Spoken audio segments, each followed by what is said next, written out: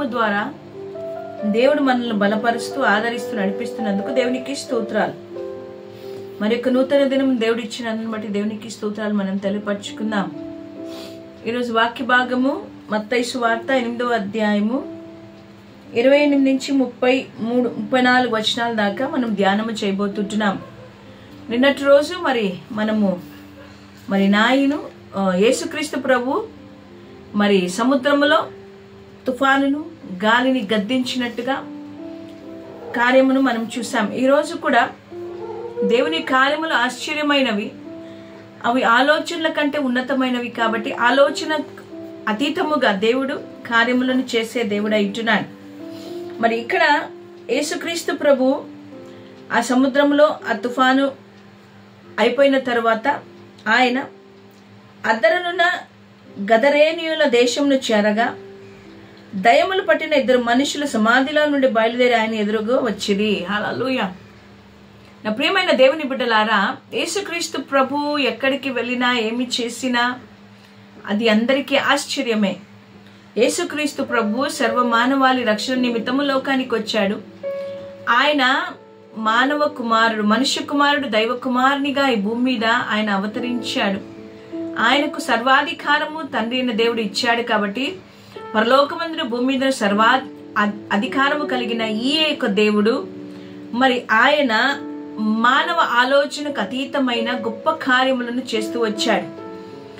ఆ యొక్క సముద్రంలో తుఫాన్లు గాలిని తుఫాను గద్దించిన యేసయ్య అద్దరికి చేరుకున్నాడు. అద్దరికి చేరిన తర్వాత మొట్టమొదటిగా ఆ యొక్క యేసు ప్రభుకు ఎదురైన వ్యక్తులు ఎవరంటే, దయ్యము పట్టిన 2 వ్యక్తులు, దురాత్మలు పట్టిన 2 వ్యక్తులు సమాధిలో నుండి బయలుదేరి ఆయనకు ఎదురుగా వచ్చిరి. హల్లెలూయా.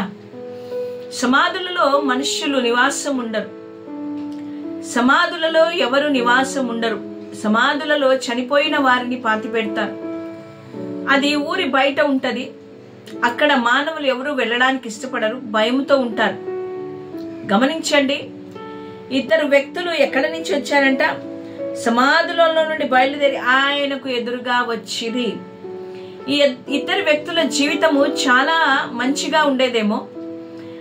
దురాత్మలు వారిని పట్టి పీడిస్తూ, వారు గృహములలో నివాసం ఉండక, మానవుల మధ్య నివాసం ఉండక, అపవిత్రాత్మలు వారిని ఎక్కడికి తీసుకొని వెళ్తున్నాయి? సమాధిలోనికి సమాధుల స్థలమునకు తీసుకొని వెళ్తూ ఉన్నాయి. సమాధులలో నుండి బయలుదేరి వారు బయటికి వస్తూ ఉన్నారు. ఎవ్వరు కూడా ఈ మనుషులను అదుపు చేయలేకపోయారు. ఎవ్వరు కూడా వీరిని కంట్రోల్ చేయలేకపోయారు. వీరిద్దరి యొక్క జీవితము పాడైపోయింది. వీరిద్దరు దయ్యముల చేత పీడింపబడుతూ ఉన్నారు. అపవిత్రాత్మలను వారిని హింసిస్తూ ఉన్నాడు.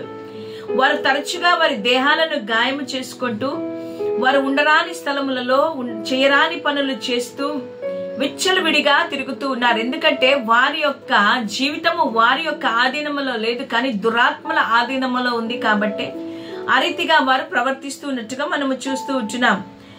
వారు ఎంత భయంకరమైన స్థితిలో ఉన్నారంటే, ఏ మానవుడు కూడా వారిని సాధువు చేయలేకపోయినాడు. ఎవరికి కూడా వారిని అదుపు చేయలేకపోయారు.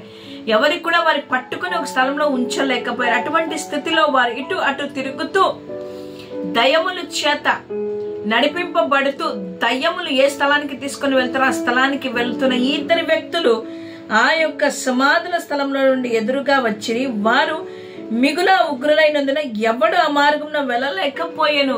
ఏ మనుష్యుడు కూడా ఆ మార్గంలో వెళ్ళలేకపోయారు. ఎందుకంటే ఉగ్రులై మనుషుల మీద దాడి చేస్తూ, రాళ్లతో కొడుతూ, వారిని హింసిస్తూ, వారిని బెదిరిస్తూ, భయపడిస్తూ ఉన్నాయి ఈ దురాత్మలు. ఇదిగో దేవుని కుమారుడా, నీతో మాకేమి? కాలము రాకమునిపే మమ్మల్ని బాధించుటకు ఇక్కడికి వచ్చితివా అని కేకలు వేసిరి. నా ప్రియమైన దేవుని బిడ్డలారా, యేసుక్రీస్తు ప్రభు ప్రతి గ్రామం, ప్రతి పట్టణము తిరుగుతూ ఉండగా, యేసుక్రీస్తు ప్రభు ఎవరో అని తెలుసుకోవడానికి అనేకులు ఆశపడి వచ్చి ఆయన చూసినట్టుగా బైబిల్ గ్రంథంలో మనం చూస్తుంటున్నాం. ఉదాహరణకు జక్కయ్య యేసు ఎవరో చూడగోరెను కాబట్టి యేసును వెతుకుతూ వచ్చాడు. కానీ ఇక్కడ మనుషులైన వారు యేసు ఎవరో అని ఎదుగుతూ ఉన్నారు. కానీ ఇక్కడికి దయ్యములకు ఏమంట?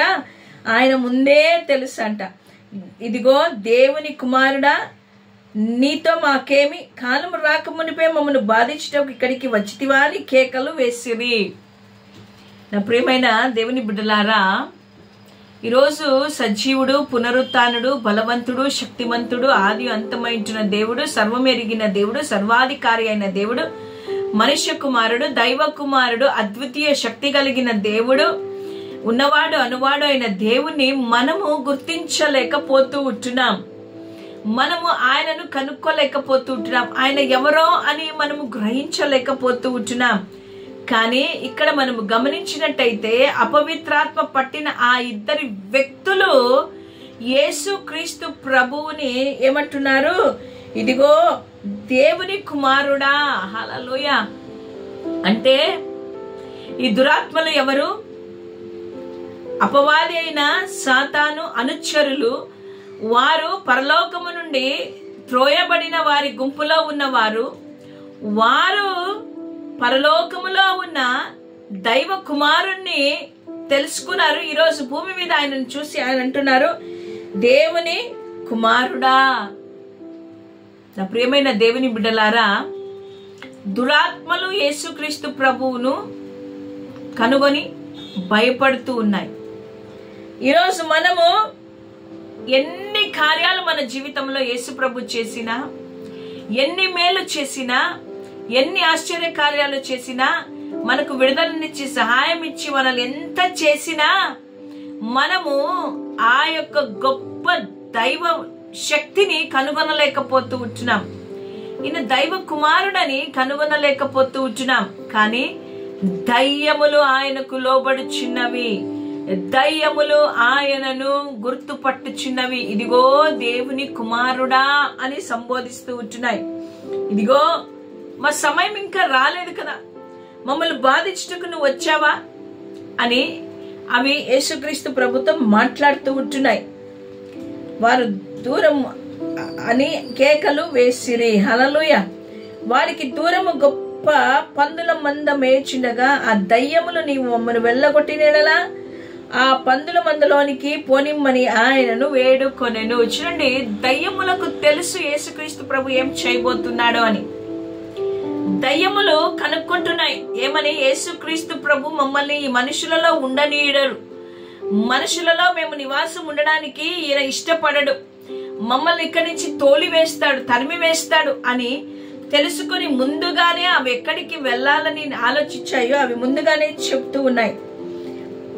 మమ్మలను ఆ పందులలోనికి ప్రవేశించుటకు అనుమతించు. ఎందుకంటే భూమి మీద ఏదైనా జరగాలంటే దేవుని చిత్తము, దేవుని అధికారము, దేవుని మాట లేనిదే ఏది జరగదు.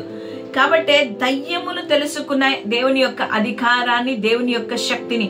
ఈరోజు నువ్వు దేవుని యొక్క శక్తిని నిర్లక్ష్యం చేస్తూ ఉంటున్నాం. ఆయన యొక్క శక్తిని మనం గ్రహించలేకపోతుంటున్నాం. ఆయన యొక్క అద్భుతాలను మనం తెలుసుకోలేకపోతుంటున్నాం. నా ప్రియమైన దేవుని బిడ్డలారా, యేసుక్రీస్తు ప్రభువుని అవి వేడుకుంటూ ఉన్నాయి. అవును, అధికారము కలిగిన దేవుని అవి అడుగుతూ ఉంటున్నాయి. అవి అడిగి యేసుక్రీస్తు ప్రభు వాటిని పొమ్మనగా అవి ఆ మనుషులను వదిలిపెట్టి ఆ పందుల్లోనికి పోయెను. హల్లెలూయా. చూడండి, యేసుక్రీస్తు మాట సెలవిచ్చిన వెంటనే అవి ఆ మనుషులను వదిలిపెట్టి వెళ్ళిపోయాయి. ఎక్కడికి వెళ్ళాయి? పందుల్లోనికి వెళ్ళిపోయాయి. ఆ పందులు ఆ ప్రపాతంలో నుండి పడిపోయి సముద్రంలోనికి వడిగా పరిగెత్తుకొని పోయి నీళ్ళలో పడి చచ్చెను. ఒక దురాత్మ ఒక మనిషిని వదిలిపెట్టి వెళ్ళేటప్పుడు ఎన్నో రకాలుగా ఇబ్బంది పెడతాయి. కానీ ఇక్కడ ఈ దురాత్మలు వెళ్ళి పందుల్లోనికి ప్రవేశించినప్పుడు పందులు ఊపిరి తిప్పుకోలేక అవి పైన కింద పడి అవేమైతే నీళ్ళల్లో సముద్రంలో కొట్టుకొని పోయి చచ్చిపోయాయి. నా ప్రియమైన దేవుని బిడ్డలారా, అధికారము కలిగిన దేవుని మనము కలిగి ఉన్నామని ఈ రోజు పరిశుద్ధాత్మ దేవుడు మనతో మాట్లాడుతూ ఉంటున్నాడు. అధికారము కలిగిన యేసయ్యను మనం కలిగి ఉన్నాము. దురాత్మలు ఆయన కనుగొంటున్నాయి కానీ నేను ఆయన అధికారమును గ్రహించలేకపోతూ ఉంటున్నాం. అన్నిటికీ భయపడుతున్నాం, అన్నిటికీ నిరుత్సాహపడుతున్నాం, దుఃఖపడుతున్నాం, వేదనతో ఉన్నాం. అయ్యో అయ్యో అయ్యో అంటున్నాం. మనల్ని కూడా దురాత్మలు పట్టి పీడిస్తూ ఉన్నాయి. దేవుని యొక్క గొప్పతనాన్ని తెలుసుకొని అవి మనకు అడ్డుగా ఉంటున్నాయి కాబట్టి మనం తెలుసుకోలేకపోతుంటాం. కానీ ఇక్కడ దయ్యం పట్టినవా దేవునిని గుర్తెరిగారు. ఈరోజు సజీవుడైన దేవుని నువ్వు గుర్తెరిగి ఆయనను గణపరచగలుగుతూ ఉంటున్నావా? ఆయన మాటకు నువ్వు లోబడగలుగుతున్నావా? దయ్యములు ఆయన మాట వింటున్నాయి, దయ్యములు ఆయనకు లోబడుతున్నాయి. మరి ఈరోజు నువ్వు ఆయనకు లోబడే వారిగా ఉంటున్నామా? నీ కొరకు నా కొరకు ప్రాణము పెట్టిన దేవుడు, నీ కొరకు నా కొరకు రక్తమును కార్చిన దేవుడు, మనలందరినీ పాపము నుండి విడిపించి, శాపము నుండి విడిపించి, నరకము నుండి తప్పించిన దేవునికి మనము లోబడుచున్నామా? లోబడిన ప్రజలకు శ్రమ అని దేవుని వాక్యం సెలవిస్తుంది. లోబడకుండా ఇష్టానుసారమైన జీవితాన్ని నువ్వు జీవిస్తున్నట్టయితే ఇదిగో ఈ ఉదయకాలమున దేవుడు నిన్ను అంటున్నాడు, లోబడని జనులకు శ్రమ కలుగుతుంది. దేవుని ఆజ్ఞలకు, దేవుని వాక్యానికి లోబడే వారిగా మనం ఉండాలి. దేవుని అధికారమును ఒప్పుకునే వారిగా ఉండాలి. యేసుక్రీస్తు ప్రభువు నాకు అధిపతి అయింటున్నాడు, ఆయన నా శిరస్సు అయింటున్నాడు, నేను ఆయన కింద, ఆయన ఆధిపత్యములో, ఆయన అధికారములో నేనున్నాను అని గ్రహించే వారిగా మనం ఉండాలి. దయ్యములు భయపడుతున్నాయి, కానీ నీవు నేను ఆయనంటే భయము లేని జీవితాన్ని జీవిస్తుంటున్నాం. నా ప్రియమైన దేవుని బిడ్డలారా, ఈరోజు ఉదయకాలమున ఆ జీవము కలిగిన దేవుని వైపు నువ్వు చూడగలుగుతావా? దేవుడు మరి అధికారము కలిగిన వ్యక్తిగా మనం చూస్తుంటున్నాం. తండ్రి అయిన దేవుడు నోటి మాటను పలుకగా వాక్కు వెళ్లి సమస్త కార్యములను చేసినట్టుగా వాక్యమైన దేవుడు ఈరోజు నీ నా జీవితంలో కార్యములను చేయడానికి ఆయన సిద్ధంగా ఉంటున్నాడు. మరి ఈరోజు నీవు ఒకవేళ పాపం అనే దయ్యముతో, రోగం అనే దయ్యముతో, దరిద్రత అనే దయ్యముతో పట్టి పీడింపబడుతున్నావేమో, సమాధానము లేకుండా, సంతోషము లేకుండా దురాత్మలు నీ కుటుంబంలో పనిచేస్తున్నాయేమో, ఎంతో ఇబ్బంది పెడుతున్నాయేమో, ఎంతో భయంకరమైన స్థితిలో నీ కుటుంబాన్ని పాడు చేస్తున్నాయేమో, నీ కుటుంబాన్ని చిన్నాభిన్నం చేస్తుంటున్నాయేమో, ఇదిగో ఈ ఉదయ కాలమున ఆ పందుల్లో ఉన్న దయ్యములను యేసుప్రభు ఏ రీతిగా వెళ్ళగొట్టాడో ఈరోజు నీ కుటుంబంలో ఉంటున్న ప్రతి ఒక్క అపవిత్రాత్మలను యేసుక్రీస్తు ప్రభు వెళ్ళగొట్టి నీకు సమాధానమును, శాంతిని ఆయన అనుగ్రహించబోతూ ఉంటున్నాడు. హల్లెలూయా, దేవునికే స్తోత్రం కలుగును గాక. నా ప్రియమైన దేవుని బిడ్డలారా, ఈ యొక్క కార్యమును చూసిన ఆ పందులు మేపేవాళ్ళు వారి యొక్క ఊర్లోనికి వెళ్లి సంగతులను తెలియజేసినప్పుడు వారందరూ ఆయనను ఎదుర్కొనడానికి మనుషులందరూ వచ్చారు. ఆ యొక్క ప్రాంతములను విడిచిపోమ్మని ఆయనను వేడుకొనిరి. వారు యేసుక్రీస్తు ప్రభు అధికారానికి భయపడ్డారు. దేవుని కార్యమును చూసి భయపడి ఇదిగో మా ప్రాంతాన్ని వదిలిపెట్టి వెళ్ళిపో అన్నారు. ఒకవేళ ఈరోజు యేసుక్రీస్తు ప్రభు అద్భుతాలు చేయాలని ఆశపడుతూ ఉంటే నీవు ఆ ప్రాంతాన్ని, మా కుటుంబాన్ని వదిలిపెట్టి వెళ్ళిపోమంటున్నావా? ఆగు, ఒక్క నిమిషం ఆలోచించు.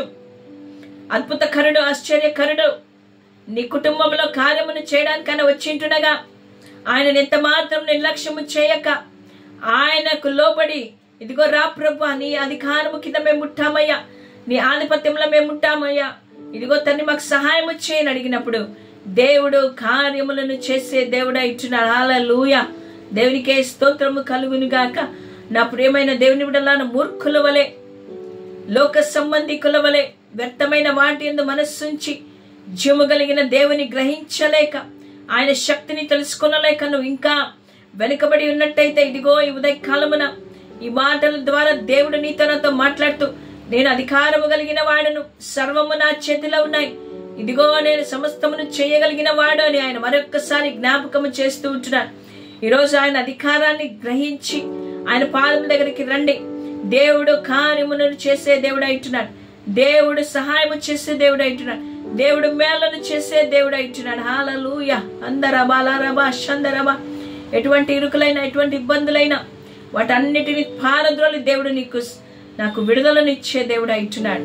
ఏ రీతిగా దయ్యములు పట్టిన వారు విడుదల పొందారో నీ యొక్క జీవితంలో కూడా దేవుడు కార్యమును చేస్తాడు. హల్లెలూయా. కళ్ళు మూసుకుందామా, ప్రార్థన చేసుకుందామా, విశ్వాసం ఉంచుదామా దేవుని వాక్యం మీద. పరిశుద్ధుడా, ప్రేమ కలిగిన దేవా, స్తోత్రములు నాయనా. నాయనా, నువ్వు గెదరేనెల్లి ప్రాంతంలో దయ్యములు పట్టిన వారి ప్రభువా ఇదిగో తండ్రి, వారిని చూసినప్పుడు దయ్యములు నీకు భయపడ్డాయి తండ్రి. నాయనా, నువ్వు ఎవరో అని తెలుసుకున్నాయి నాయనా. ఇదిగో వాటిని మీరు వెళ్ళగొట్టారు. అందును బట్టి స్తోత్రాలు. మా జీవితంలో కూడా ప్రభు అనేకమైన అపవిత్ర ఆత్మలు మాలో ఉంటున్నాయి, దురాత్మల సమూహము మాలో ఉంటున్నది నైనా. అబద్ధము, మోసము, చెడు, అన్ని రకాలుగా పాపములతో నింపబడి ఉన్నాం. ఆ పాపము తండ్రి నైనా మమ్మల్ని పరిపాలన చేస్తుంది దయ్యం. ఈ రోజు నైనా మమ్మల్ని పాపపు ఊబిలో నుండి విడిపించి రక్షించి నైనా మాకు విడుదలను దయచేసి మీ అధికారమును మేము గ్రహించి ఒప్పుకొని భాగ్యాన్ని మాకు దయచేయమని ఘనత, మహిమ, ప్రభావములు చెల్లిస్తూ యేసు నామములో అడుగుతుంటున్నాం తండ్రి. ఆమేన్.